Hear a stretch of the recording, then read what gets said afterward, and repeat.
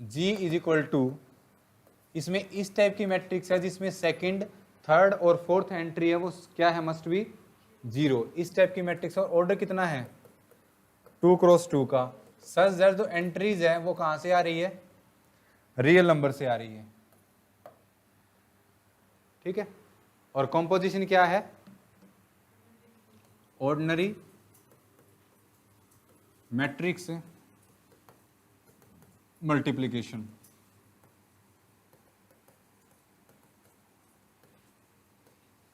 Ordinary मतलब जैसे simple हम मैट्रिक्स मल्टीप्लाई करते हैं वैसे ही, ठीक है। ये कॉम्पोजिशन है। तो तुम्हें ये बताना है कि ये एक ग्रुप बनेगा या नहीं बनेगा।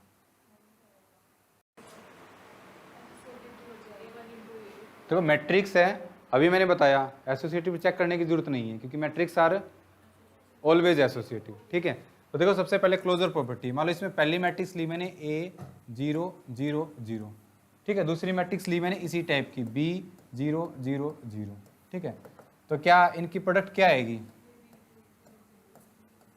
और ये मैट्रिक्स दोबारा किसकी इक्वल आ गई, किसकी आ गई, जी की। वो सारी मैट्रिक्स जिनकी सेकंड, थर्ड और फोर्थ एंट्री 0 है वो इस टाइप की सारी मैट्रिक्स का कलेक्शन को किसने क्या बोला हुआ है, जी बोला हुआ है, ठीक है। तो उसी टाइप की मैट्रिक्स आ गई। ये नहीं बोलना है कि उसकी फर्स्ट एंट्री नॉन जीरो हो, ये नहीं बोलना, ठीक है। हाँ जी, सेकंड एसोसिएटिव होगी। अगर इस टाइप की दो मैट्रिक्स लूँ मैं, A डॉट बी करूँ फिर C करूँ, या B डॉट C करके फिर A करूँ, तो उसी टाइप की मैट्रिक्स आएगी, तो एसोसिएटिव भी होगी। थर्ड आइडेंटिटी क्या होगा इसमें 1 0 0, ये मतलब कि A0 0 0 इसकी मैं किस मैट्रिक्स से मल्टीप्लाई करूं, ठीक है, कि दोबारा वही मैट्रिक्स आ जाए, ठीक है। यही होता है ना, ये होता है आइडेंटिटी निकालने का फॉर्मूला, ठीक है। कल के एग्जाम में पूछा हुआ था ना आइडेंटिटी क्या होगी। तो ये है, अगर तुम्हें नहीं पता है आप देख के भी बता सकते हो कि इसकी मल्टीप्लाई मैं किस मैट्रिक्स के साथ कराऊं कि वही मैट्रिक्स आ जाए, या क्या पता तुम्हें कॉम्प्लिकेटेड मैट्रिक्स दे रखी हो, मान लो मैंने ऐसे दे दी A plus B, A plus A, B plus B, B plus B by 2, ऐसी कुछ मैट्रिक्स दे दी मैंने। आइडेंटिटी निकालने का तरीका है कि आप यहाँ से ये कर लीजिए, यहाँ से इसको देखो, अगर इसका एलिमेंट होगा तो वो इसी टाइप का होगा ना, A B 0 0 0 B 0 0 0, ठीक है। और दोबारा इसके इक्वल आ रहा है ना, इसके इक्वल आ रहा है आइडेंटिटी निकालने का फॉर्मूला, और इसके प्रोडक्ट कराएंगे तो किसके इक्वल आएगा, ये AB 0 0 और उस साइड क्या है A 0 0, ठीक है। और यहाँ से करूँ मैं AB is equal to A, ये कब पॉसिबल है, when B is equal to 1, ठीक है। और 0 होगा फिर तो 0 इज इक्वल टू 0 होगा। ये नहीं करना है कि B is equal to A by A, क्या पता है वो खुद 0 लेके चल रहा हो, और अगर A 0 है तो फिर तो दिक्कत है ही नहीं, ये तीनों साइड सेम है, ओके। तो B अगर 1 आ गया तो 1 0 0 1, यानी E है वो क्या बन जाएगी 1 0 0 0।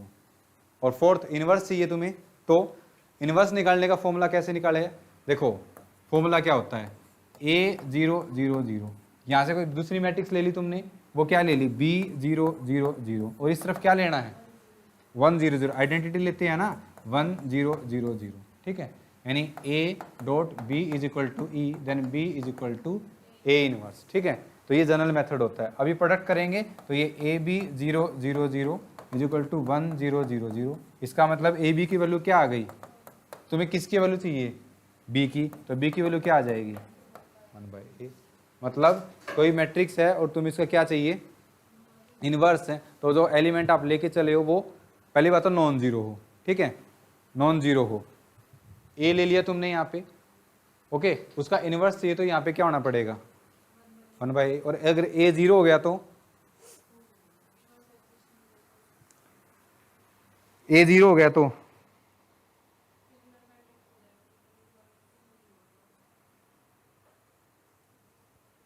नहीं, हाँ A 0 हो गया तो क्या हो जाएगा,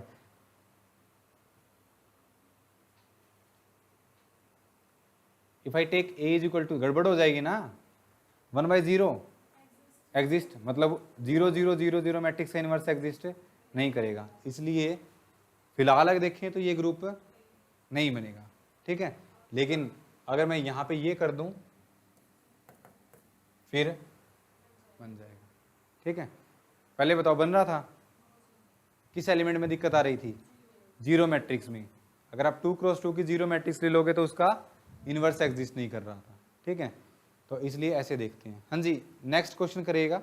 अगर मैं इसके सारे एलिमेंट सेम कर दूं तो पहले बताओ ग्रुप बनेगा या नहीं बनेगा, ठीक है। ये मैंने कर दिया, G is equal to A 2 cross 2 की मैट्रिक्स ली है मैंने, A बिलोंग टू R। ये नेक्स्ट क्वेश्चन है।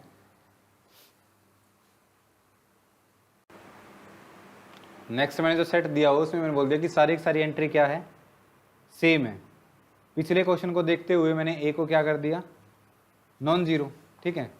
तो फर्स्ट अगर मैंने सेम मैट्रिक्स ले ली, ठीक है, दूसरी देखो फर्स्ट प्रॉपर्टी कौन सी होगी, क्लोजर प्रॉपर्टी। तो फर्स्ट मैट्रिक्स ये मैंने ले ली ए, ठीक है, बिलोंग्स टू जी। और दूसरी मैट्रिक्स ले ली मैंने बी। तो अगर इनकी प्रोडक्ट भी ऐसी मैट्रिक्स आ गई जिसकी चारों की चारों एंट्री क्या है, सेम है, तो जनरल क्लोजर प्रॉपर्टी सेटिस्फाई हो जाएगी।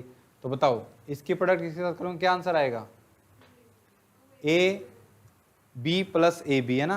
कितना आंसर आ जाएगा, 2ab, फिर 2ab, सारी सारी एंट्री सेम है ना। दोबारा किसके अंदर आ गई, जी के अंदर। मतलब ये क्या बन गई है, इसी टाइप की मैट्रिक्स और closure property satisfy. Second check करने की जरूरत है नहीं, एसोसिएटिव होगी। थर्ड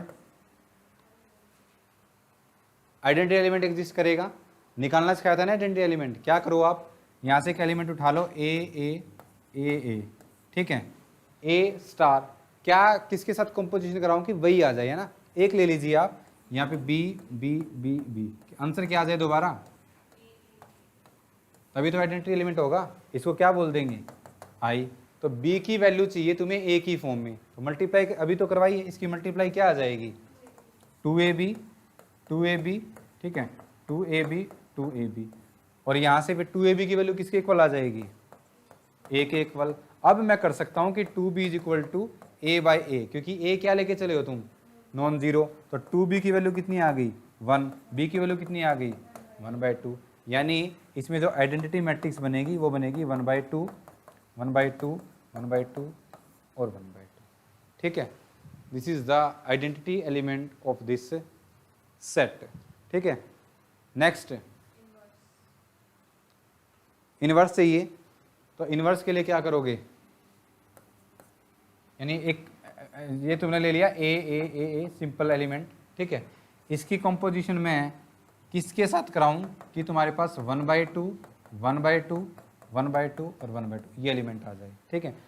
सिंपल वैसे ही इसको भी क्या ले लो, ये ले लो, मल्टीप्लाई करवाई, यहाँ से किसके इक्वल हो जाएगा, 2ab, 2ab, 2ab, 2ab। बताओ 2ab किसके इक्वल आ गया, 2ab is equal to 1/2, b is equal to